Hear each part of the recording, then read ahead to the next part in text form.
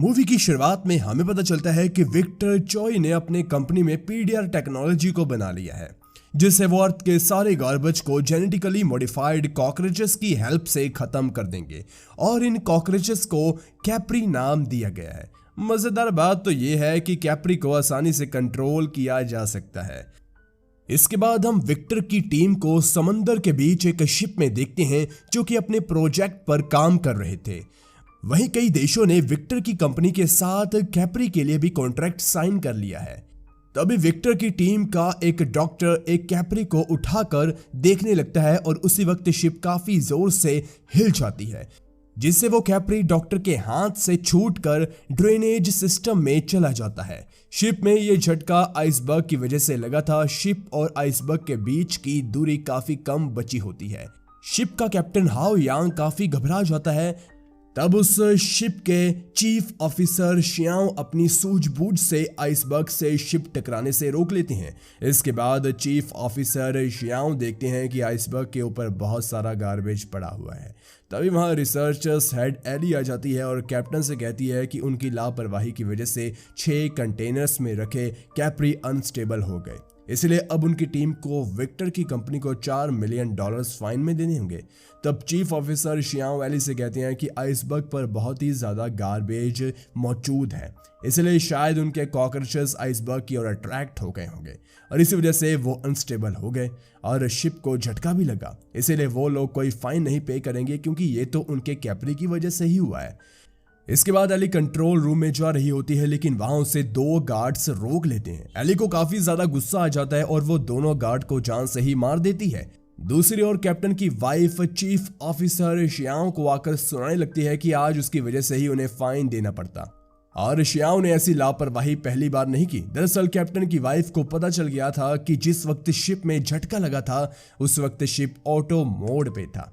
वहीं Eli control room में जाकर सबसे पहले फायरवॉल डीएक्टिवेट करती है, फिर वो सारा डेटा एक पेन ड्राइव में ट्रांसफर कर लेती है। तभी वो माउस के पास एक कैप्री को देखती है और वो उसे छूने की कोशिश करती है, मगर कैप्री एली के हाथ को जख्मी कर देती है।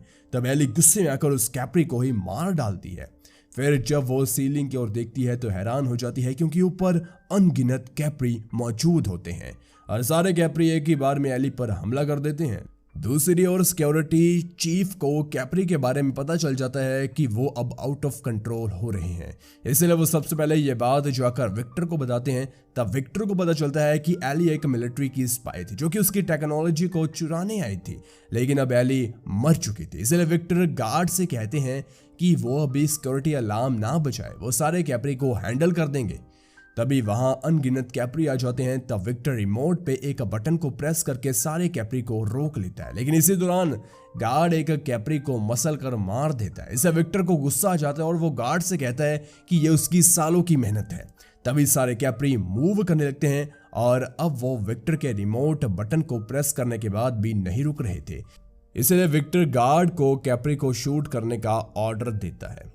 इसके बाद हम शियाओ की बेटी सियान को अपने बॉयफ्रेंड से बात करते हुए देखते हैं। तभी अचानक से शियाओ रूम में आ जाता है और वो सियान के बॉयफ्रेंड को डांटने लगता है। सियान अपना फोन अपने डैड से छीन लेती है, जिस पर शियाओ कहता है कि उसे पता है ना कि उसका बॉयफ्रेंड एक अच्छा लड़का नहीं है।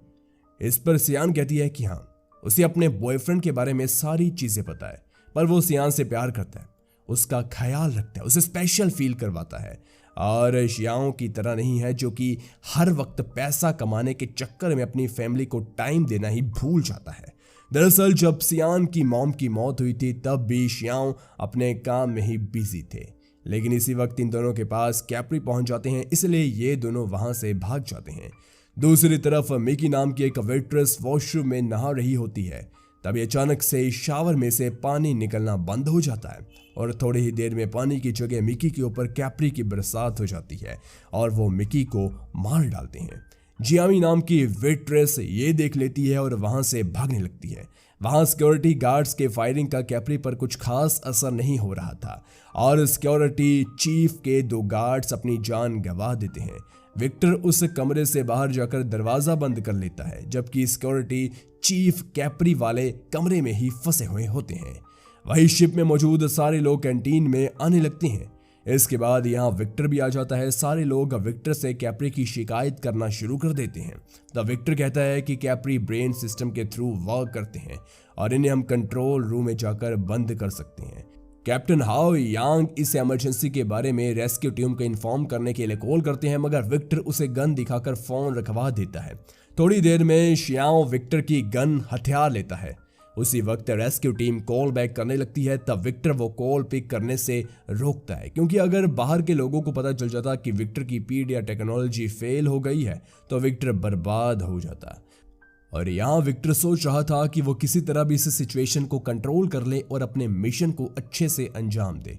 विक्टर सभी को अपनी साइड करने के लिए अपनी कंपनी का 1% शेयर देने को तैयार हो जाता है, इसलिए सारे लोग विक्टर का साथ देने के लिए तैयार हो जाते हैं। इस दौरान कुछ कैप्री पेस्ट्री के अंदर चले जाते हैं और उस पेस्ट्री को खाने की वजह से एक लड़के की मौत हो जाती है। इसके बाद यहाँ ढेर सारे कैप्री आने लगते हैं। तब सारे लोग वहां से भागते हैं। फिर कई लोग फायर एक्सटिंग्विशर कैप्री पे इस्तेमाल करते हैं और शियाओ गन से इन्हें शूट करने लगता है। फिर भी वो कैप्री पे कंट्रोल नहीं कर पा रहे होते और कैप्री मौका मिलते ही लोगों को मारने लगते हैं। तब शियाओ गैस का पाइप तोड़ देता है और जिंदा बचे लोगों को आगे बढ़ने को कहता है। इस बागाबागी में सियान का फोन गिर जाता है और वो अपने फोन को लेने के लिए वापस आती है। शियाओ अपनी बेटी की जान कैप्री से बचाता है। तब कैप्टन शियाओ से जाने को कहता है और वो खुद कैप्री को हैंडल करते हैं। बाकी के लोग कंट्रोल रूम में आ चुके थे, लेकिन विक्टर शियाओ का इंतजार किए बिना ही दरवाजा बंद कर देता है। पर सियान विक्टर का ध्यान भटकाती है और शियाओ भी अंदर आ जाता है। इसके बाद सियान फिर से फोन यूज करने लगती है। तब गुस्से में शियाओ सियान का फोन पटक कर तोड़ देता है। फोन के कवर में सियान और उसकी मॉम की फोटो छिपी हुई होती है, जिसे देखकर सियान इमोशनल हो जाती है और शियाओ को टॉन्ट करने लगती है कि किस तरह उसने कभी भी अपनी फैमिली की कदर नहीं की। वही विक्टर कंप्यूटर को एक्सेस करने की कोशिश करता है, पर वो सक्सेसफुल नहीं होता। फिर सीसीटीवी में उन्हें कंट्रोल रूम के बाहर कैप्टन दिखता है। तब लिन नाम की एक लड़की दरवाजा खोलने जाती है, लेकिन शियाओ उसे रोकता है, मगर वो नहीं मानती और कैप्टन को अंदर ले आती है। पर अफसोस की बात, कैप्टन की बॉडी को कैप्री ने अपने कंट्रोल में कर लिया था। वो लिन पे हमला करते हैं। इससे फिर से सारे लोग कैप्री से बचने के लिए फायर एक्सटिंग्विशर का इस्तेमाल करते हैं। फिर भी कैप्टन कई लोगों को मार देता है। वो सियान के पैर पे रोड से हमला करता है। अपनी बेटी की मदद करने के लिए शियाओ आगे बढ़ते हैं। साथ ही कैप्टन शियाओ की ओर आ रहा होता है और वो शियाओ पर हमला करने ही वाला होता है कि पीछे से सिक्योरिटी चीफ उसे शूट कर देते हैं। इसका कैप्टन पर कोई असर नहीं होता। वो उल्टा सिक्योरिटी चीफ को ही अपना शिकार बनाने के लिए आगे बढ़ने लगता है। तब सिक्योरिटी चीफ को फिर से कैप्टन को शूट करना पड़ता है। अब सारे कैप्री कैप्टन के बॉडी से बाहर निकलने लगते हैं और सारे लोग भागने लगते हैं, मगर इन्हें बचाने के लिए सिक्योरिटी चीफ खुद को बॉम्ब से ब्लास्ट कर लेते हैं, जिसमें कई कैप्री मर जाते हैं। दूसरी ओर शियाओ अपनी बेटी के जख्म पर मरहम पट्टी करते हैं, जिससे सियान समझ जाती है कि उसके डैड भले ही उन्हें टाइम नहीं दे पाए, पर वो उनकी फिक्र जरूर करते हैं। फिर शियाओ गुस्से में विक्टर से जानना चाहते हैं कि कैप्री इतने पावरफुल कैसे हो गए। तब विक्टर बताता है कि कैप्री अब हमारे कंट्रोल से बाहर जाकर अपनी आर्टिफिशियल इंटेलिजेंट क्वीन की बातें मान रहे हैं। क्वीन को इस तरह से डिजाइन किया गया है कि वो सिर्फ गार्बेज को अपना शिकार बनाए, पर वो अचानक इंसान को अपना निशाना क्यों बना रही है, इस बारे में तो विक्टर को भी नहीं पता था। और अब धीरे धीरे कैप्री उस रूम तक भी आने लगते हैं जहां अभी ये लोग छिपे थे। तब रिसर्चर्स एसी का टेम्परेचर बिल्कुल कम करने की सलाह देते हैं ताकि कैप्री इतनी ठंड में काम ही ना कर सके, इसलिए टेम्परेचर को 5 डिग्री तक कर दिया जाता है। ऐसे कैप्री सो जाते हैं। तब ये लोग सर्वर रूम की ओर जाने लगते हैं, मगर यहाँ जियामी की एक गलती की वजह से शॉर्ट सर्किट हो जाता है और रूम का टेम्परेचर बढ़ जाता है, जिससे सारे कैप्री फिर से मूव करने लगते हैं। वही रिसर्चर्स जियामी को पसंद करता है, इसीलिए वो कैप्री की ओर चला जाता है ताकि कैप्री उसे मारने में बिजी हो जाए। इतने देर में शियाओ जियामी को बचा ले, पर अफसोस की रिसर्चर की कुर्बानी जाया हो जाती है, क्योंकि और कैप्री आकर जियामी को भी मार देते हैं। दूसरी ओर विक्टर सर्वर ऑफ करने की कोशिश करता है, पर वो उसे एक्सेस नहीं कर पा रहा होता। साथ ही एआई सिस्टम ऑटोमेटिक एक न्यू सिस्टम अपलोड करने लगती है। इसके थोड़ी देर में कैप्री सर्वर रूम में भी आ जाते हैं। तब विक्टर सर्वर के वायर तोड़ देता है। इसके कारण कुछ देर के लिए कैप्री मूव करना बंद कर देते हैं। फिर न्यूज़ सिस्टम 100% अपलोड हो जाता है और सारे कैप्री काफ़ी बड़े हो जाते हैं। और तब विक्टर को अपने सवालों का जवाब मिलता है कि विक्टर ने कैप्री को गार्बेज ख़त्म करने के लिए बनाया था, मगर अर्थ पर इतना ज़्यादा गार्बेज पहले से ही है। ऊपर से ह्यूमन अभी भी गार्बेज को लेकर सीरियस नहीं है। ह्यूमन ही गार्बेज क्रिएट करते हैं, इसलिए कैप्री क्वीन ने ह्यूमन को ही ख़त्म करने का फैसला लिया ताकि गार्बेज अपने आप ख़त्म हो जाए। क्वीन के इरादे जानने के बाद श्याओ क्वीन को इलेक्ट्रिक शॉक देने लगता है।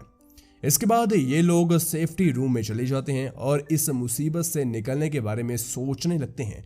इसके बाद श्याओ एक फायर मशीन का जुगाड़ करता है और कैप्री को जलाने लगता है।